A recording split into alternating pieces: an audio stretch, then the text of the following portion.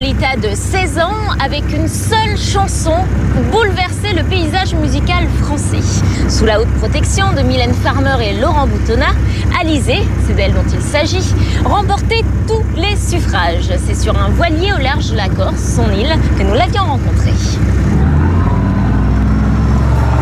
Alizée est mon vrai prénom. Mes parents étaient passionnés de planche à voile et c'est comme ça qu'ils m'ont donné mon prénom.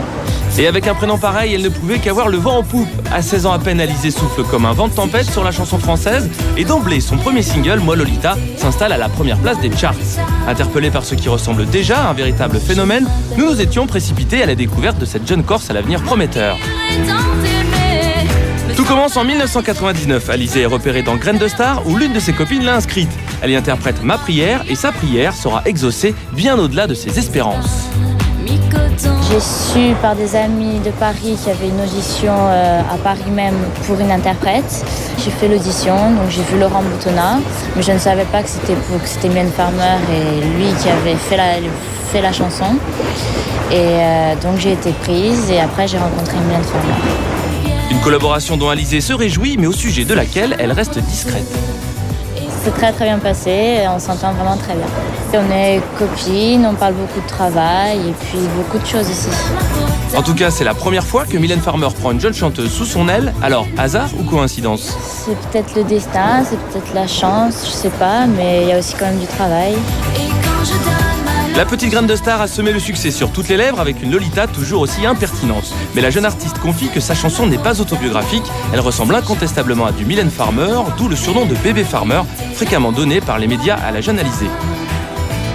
Ça me fait plaisir, mais bon, j'espère que ça ne durera pas tout le temps, qu'on dira pas que je suis le bébé, bon d'accord, le bébé Mylène Farmer, mais quand même pour ce que je suis moi, ça ressemble à Mylène Farmer, mais c'est moi qui chante. Et pour ceux qui voudraient en savoir plus sur ce qu'elle est vraiment, on lui a demandé de se décrire. Je suis une fille plutôt sage, plutôt travailleuse, on dira curieuse, très jalouse, possessive, très impatiente. J'aime aussi faire du shopping.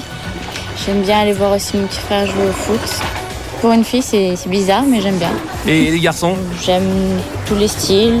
Je veux qu'ils soient gentils, attentionnés, fidèles, passionnés, mais j'aime tous les styles de garçons. Mais s'il y en avait qu'un ? Brad Pitt. Ouais. Mais c'est pas grave parce que j'aime bien sa femme aussi, donc c'est une actrice que j'aime bien, donc ça va. Faire du cinéma la tenterait bien, mais priorité à la musique. À l'époque, elle ne pensait qu'à la sortie de son album. Il va y avoir beaucoup de chansons, beaucoup de surprises, que j'ai même travaillé moi aussi dessus. J'ai donné des idées à Mylène et on a travaillé toutes les deux ensemble. Je raconte des histoires qui me sont arrivées ou que j'aimerais qu'ils m'arrivent et tout. Donc je propose des thèmes et elle est écrite dessus. On s'entend vraiment très bien sur l'album. L'album Gourmandise sortait peu après notre rencontre, tandis que Moi Lolita dépassait le 1,5 million d'exemplaires vendus. Et c'est pas fini. À bientôt. Avec quel titre ?